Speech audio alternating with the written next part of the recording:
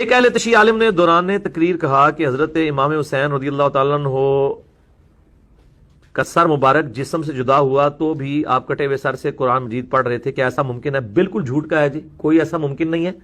اور نہ یہ اس طرح کی کوئی آبزرویشن اس حوالے سے دنیا کے اندر کروائی جائے گی، یہ بالکل جھوٹ بولا ہے جس نے بھی بولا ہے۔ ہم نے اپنے بڑے بزرگوں سے سن رکھا ہے تواڈے بزرگاں کہ سیدنا حسین علیہ السلام کا سر مبارک جب نیزے پر چڑھایا گیا تو اس سے تلاوت قرآن کی آواز آ رہی تھی، کیا یہ بات درست ہے؟ جھوٹ کوئی نہیں ہے، سب کہانیاں ہیں، اور اس قسم کے دیو ملائی قصے کہانیاں لوگ سناتے ہیں تو سننے والے روتے ہیں، اشکار اٹھتے ہیں۔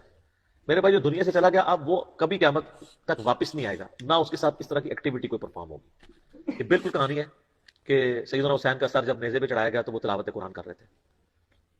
اگر یہ والے معاملات ہونے ہوتے تو حمزہ ابن عبد المطلب کے لیے بھی کوئی واقعہ رپورٹ ہوتا حدیث کے اندر، ان کی تو لاش کا مسئلہ ہوا ہے، تو اس میں کہیں نہیں ہے کہ جب مسئلہ کیا گیا تو جو عضو کاٹتے تھے اس میں سے قرآن پڑھنے کی آواز آتی تھی، کوئی ہے؟ اب مرزا جلیمی نے اس بات کا انکار کرنے کے لیے سہارا جس چیز کا لیا ہم نے پہلے اس کو سمجھنا ہے۔ مرزا جلیمی نے جس انداز سے اس کرامت کا انکار کیا ہے یہ صراحتاً دیگر کرامات اولیاء کا انکار کرنے کا ایک بڑا حربہ ہے۔ اس انداز سے تو بیسیوں صحیح و سند جو کرامات ہیں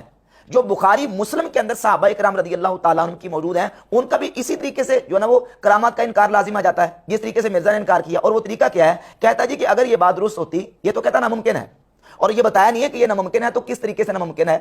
محال کی جو قسمیں ہیں یہ محال عقلی ہے، محال عادی ہے یا محال شرعی ہے۔ اگر شرعی طور پہ محال ہے تو محال کی جو شریعت کی طرف سے اگر یہ محال اور اس میں استباط اور استحالہ آتا ہے تو شریعت کا کون سا قانون اس سے ٹوٹتا ہے؟ قرآن و حدیث کی کون سی خلاف ورزی اس سے لازم آتی ہے؟ مرزا نے اس کو بیان نہیں کیا، کہتا ناممکن ہے۔ اور اس کا انکار کرنے کے لیے وجہ کیا بیان کی؟ وجہ یہ بیان کی کہ دیکھیں نبی کریم علیہ السلام کے چچا امیر حمزہ رضی اللہ تعالیٰ عنہ کی جسم کا مسلح کر دیا گیا تو ان کی شہادت کے بعد تو انہوں نے کلام نہیں کیا، تو چونکہ انہوں نے کلام نہیں کیا اس لیے امام حسین کی شہادت کے بعد آپ کے سر کا کلام کرنا اور قرآن کی تلاوت کرنا وہ بھی درست نہیں ہے۔ مرزا جی اگر یہی کرائٹیریا بنا لیا جائے کرامات کو ماننے کا اور تسلیم کرنے کا کہ چونکہ حضرت امیر حمزہ رضی اللہ تعالیٰ عنہ کے سر مبارک سے قرآن کی تلاوت کی آواز نہیں اور انہوں نے بعد شہادت کلام نہیں کیا، لہذا دوسرے بھی کسی صحابی سے اور بعد والے لوگوں سے بھی یہ کرامت صادر نہیں ہو سکتی، تو پھر تو یہ بھی کہنا پڑے گا کہ امیر حمزہ رضی اللہ تعالیٰ عنہ کے جسم کا مسلح کیا گیا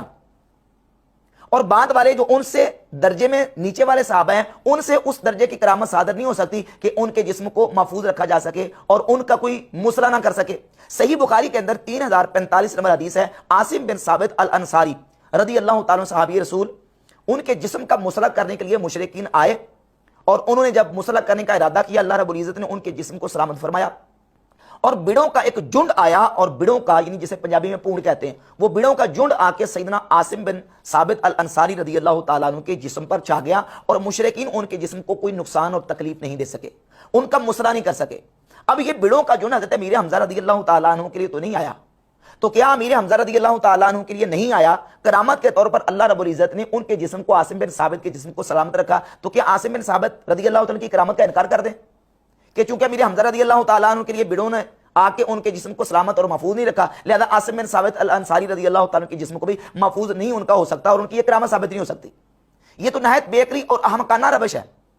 اگر اسی طریقے سے کرامات کو پرکھا جائے اور کرائٹیریا یہ بنا لیا جائے کہ جو افضل ہے اس سے یہ ثابت نہیں ہے تو مفضول سے بھی ثابت نہیں ہو سکتی۔ دیکھیے رسول اللہ صلی اللہ علیہ وآلہ وسلم کی ذات اقدس نے